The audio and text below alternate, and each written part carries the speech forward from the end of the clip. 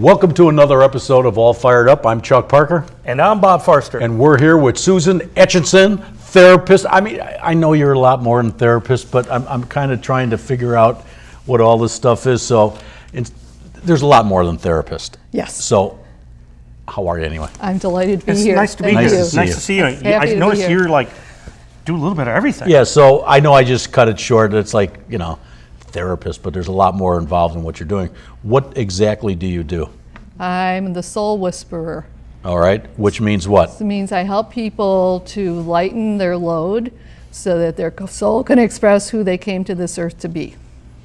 So that I help them to free themselves, to be the best version of themselves. So if somebody comes into your office, right, they come in and how does it start? I have a problem, how does it, why would How does this materialize, or how do they seek you out to? So people find come you? to see me when they've Thanks, been Bob. doing perhaps traditional therapy, which is very effective for very many people, but not always for everybody, like anything else.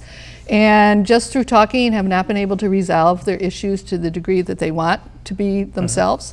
And so they'll find me in various ways through the internet, or a lot of word of mouth referral. Right. And they come in and tell me that they want to get rid of this phobia, or they handle the depression, or have anger issues, or a lot of people feel stuck in life. Right. Some people, I'm dealing a lot right now with people who have what's called spiritual emergence. And spiritual emergence is when somebody is having what we call subtle energy. So they might be seeing things like lights, like the aura around somebody. They might be seeing disembodied spirits. I know you two work with that a lot. They might be hearing the voices of their guides, which is not like a schizophrenic would hear, because this is always good news that they're hearing. They might be feeling other people's emotions. How do you decipher that? Through questioning, okay. Just through asking. And a very simple way to ask is to say, is this your energy or not your energy? And people know. People will know if it's not theirs like the or voice you theirs. hear, Chuck. That tells I you hear voices all the time. The one you had about chopping me up or something. No, I just, it's very interesting because everyone has their own. You have to be obviously very good at what you do, because you're going to have to decipher who is, like maybe a little crazy, right, or like you said, spiritual, or entities, or whatever. Right. So you can obviously, how long have you been doing it? I've been doing this since 2000, so about 18 years right now.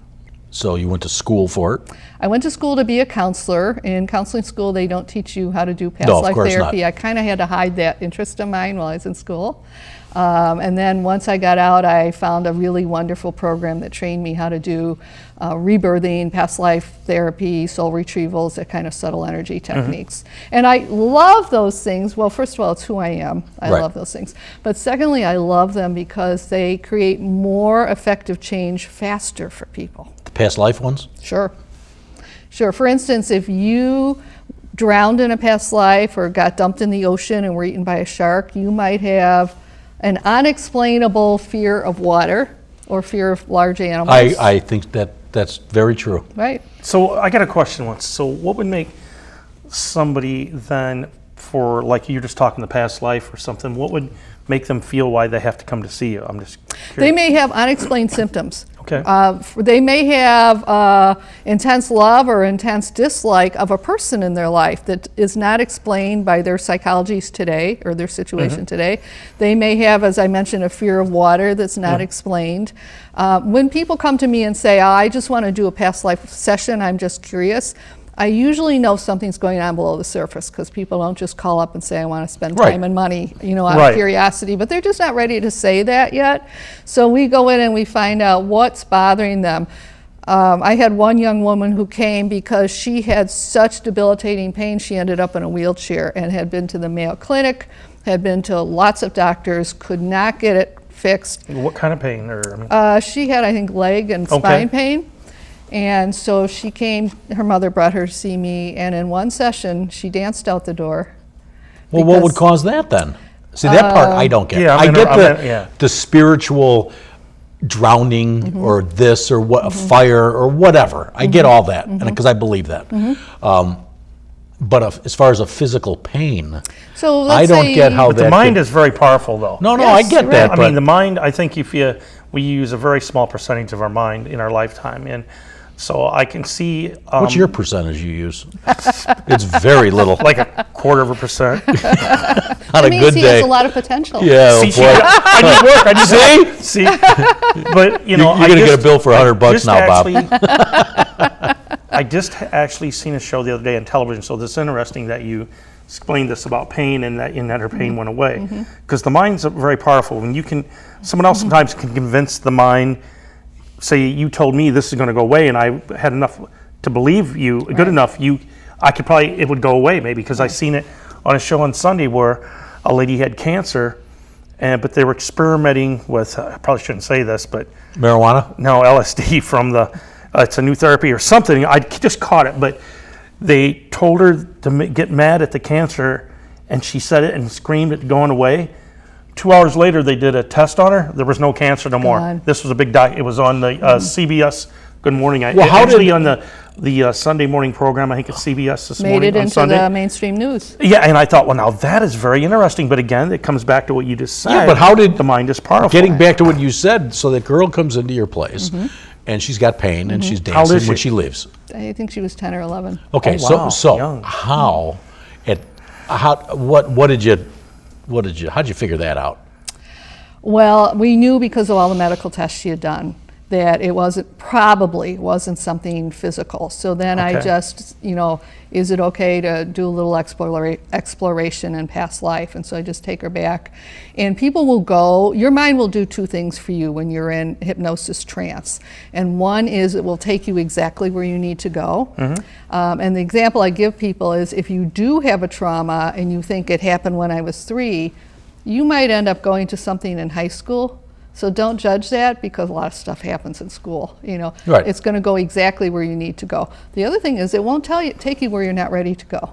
So you're always safe. Now, does it work with everyone? I don't think anything works with everyone, right? I don't so either. it would be kind of ridiculous to say that it would. But it's a very Do people safe. fight it? Like, I think, remember when we met, when we were doing the show, a couple months ago or whenever? And we were discussing having you on as a guest, and I says, I just don't think I could be Right. put out. Right. Because my mind is, I think, really, really strong with martial arts my whole life, and I just don't know if I can. Right. Put you out. Right. Unless he hits me with a bat, and then you talk to I'll me. put you out with That a hammer. happen very or often? No, not often, just a few times. Usually hits me. That's why I only got 0.25% of my mind I use. So some of it is your intent. So I once heard somebody say, when do people start to heal with a therapist? When do you think? I would think, When they want healing. but I would think as soon as you start, maybe I'm wrong, but right away, if they come to see you and believe in you, then I would Right, think because then as you soon want as- healing, so they come to see you. They Right. made that, they went through the door. They So went it's through the when they decision. pick up the phone, Right. or these days the text or the Right, email. right. Yeah, because at that point they have made a behavior that brings into the physical their intention. So they're saying, I want to heal. So somebody who really did not believe in hypnotherapy and didn't really want to heal probably would not be in my office. So what is your opinion on the past lives? What is the reason? A lot of people don't believe in past lives. Sure. Right? Why do you think that is even worth discussing as far as past lives? I believe in it because I was born to do this work. So I started studying this sort of thing when I was a teenager. And can I prove there are past lives? I cannot prove there are past lives any more than anybody else can prove that there are not. So Right. you can think of a past life as a story, a narrative, a metaphor. And I'll share this with people, and that's part of the intake questionnaire. Do you believe in past lives? And the reason I ask that is if somebody does not believe in a past life and they're in a hypnotherapy session for something else, and their mind says, now's the time to take me there, and they go there, I want them to know that it's safe and it's okay, that they're not, having an out-of-body experience or something. So if they don't believe in a past life, we're going to process that like it's a metaphor. Like a dream, you do dream Okay. analysis, okay? Right. So Yeah, I think if dreams you are are not believing in past life and you're having an experience where you're drowning or a shark is eating you, We'll do the healing around that, You and use it'll the work analogy the of a same way. shark a lot. Is there a That's reason for that? That's the one I remember. Just curious. I just, it's a shark. I don't like sharks either. Most people don't. What's interesting, when you just a moment ago, you said, like, where you're talking about if you believe or don't believe, what's there say there is, who's there say there isn't past life.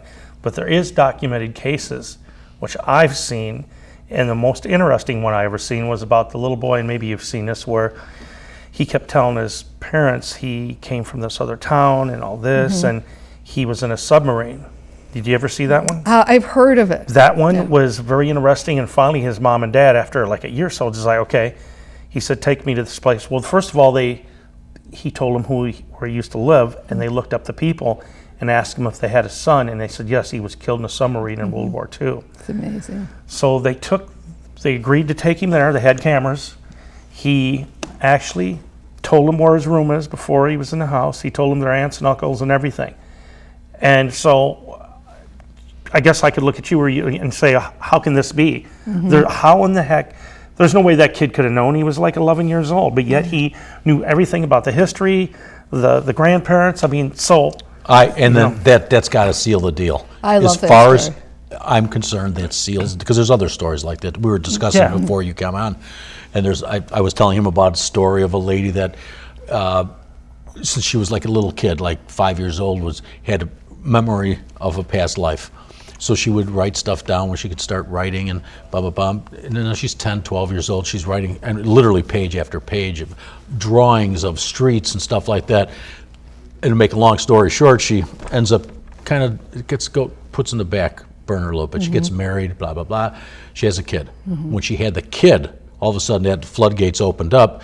She told her husband, I'm telling you, here's what I've been experiencing my whole life, and I'm going to show you a book so you don't think I'm nuts. And he goes, this is unbelievable. Here's what you do. Go to this town in, wherever it was at, in, Ireland or whatever, and let's do some research, And she came up with all this stuff, and there was books written on it. And I just thought, it's proven. She didn't make this up. Right. She had all this stuff dated, and because she just was really like, how did this even happen? So like he was saying, once you experience that or you see that, how can a skeptic go that that's not true? And it's not to say that maybe not everybody has had a past life. Well, no. That's what I'm thinking. And this is my own. That was good, Bob. Do you think everybody had a past life? I personally do think everybody has had a past life. I do too. Whether people will believe the wonderful stories that you've shared, there's studies showing the more somebody believes one way, you can show them a lot of evidence and facts saying that's not true. That only makes them believe it more, their way. There you go. So if somebody's in a particular religion, and there's some religion, all religions are wonderful, but there's some religions that do not believe in past lives and preach against it. So if you come to them with these stories, the evidence that you have, that you talked about, that's going to actually make them believe more that that's not right, that's false. See, that makes no sense to me. Right. But it's not a factual, it's not a intellectual thing. It's just the way the brain works. Right, but because to me it's like in a court of law. So if I took that kid with all this document to court of law to prove this is who he used to be, there's nobody that could dispute it because there's so much evidence. Right. So how can you be skeptical towards that? Exactly. Right. You can't be. Well, then that's assuming unless they think they're not making it up as a publicity stunt. But the kid was too small to know all this, and they lived in a No, I get it, like but 5 states. Yeah, again, I'm talking as a skeptic will talk. Right. They're going to say, no, what the parents did was they wanted some publicity because they wanted to write a damn book. Yeah, well, and what they're going to do is this, and they want to make a movie, and so that really there's wackos out there. Yeah, Right. but this and was they're not just fact. well, they'll I know that. I believe rationalize it. everything you said. Right. To why it's not true. To take it to their belief. Right, because Right. we don't operate always on our intellect. We operate on our emotions. And emotionally, they're wedded to this belief system. So Now, they're have gonna you stay there. ever had someone do a past life that was not with a shark? Yeah, that was not eaten by sharks or does anything to do with water? Or did you ever have anything? Or you go ahead and finish what you're Well, going to no, say. I was just going to say, did you ever have anybody that they went so far back that they were kind of talking about what we were talking about with that kid or that girl that, in Ireland or whatever, maybe talking in an accent, taking it to a level that's just like through the roof. That you never seen or something. In my training, some of my colleagues, we would all be doing our sessions in pairs in a large room. So with different people?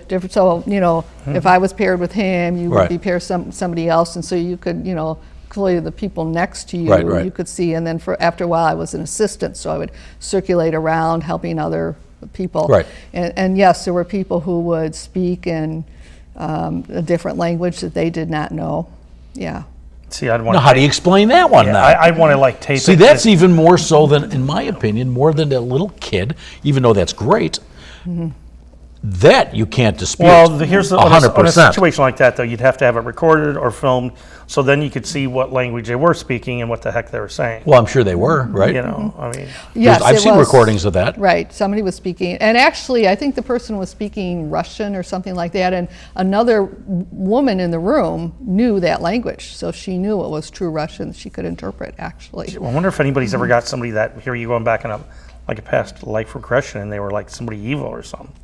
They say that we have all played all the roles, so that every one of us here on the earth, because we're just having learning experiences, so there's not really good or bad, so that every one of us has been the good person that hopefully we are today, because we've learned a lot of lessons. It takes a lot to get here, but we also have been basically Attila the Hun, and we've done very, very bad things. See, right? So he's just not over it yet. Yeah.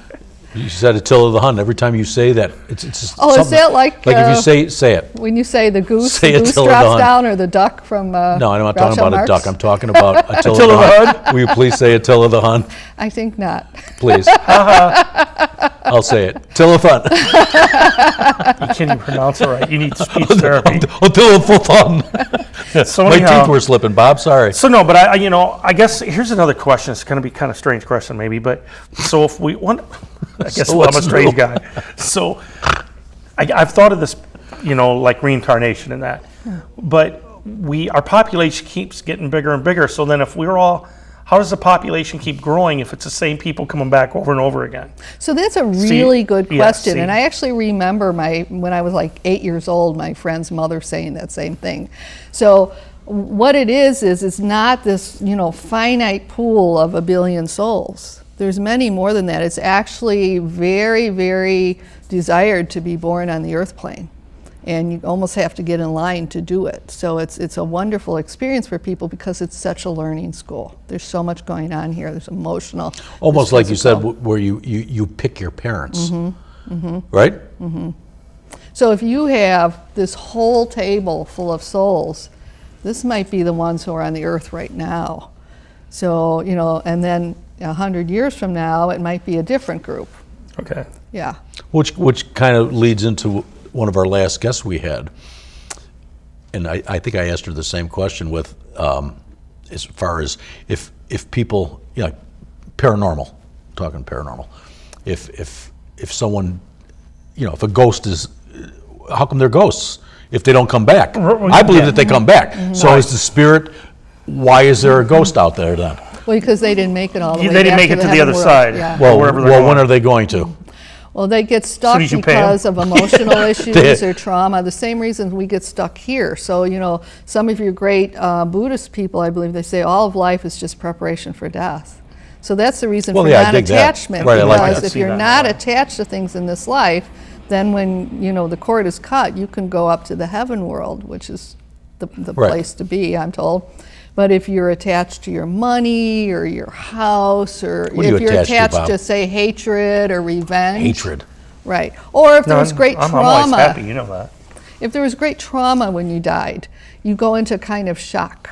Mm-hmm. Have you ever seen somebody after a bad car accident, they're just like glassy-eyed and they don't know which way to go? Well, it's the same thing with the spirits. They just don't know which way to go.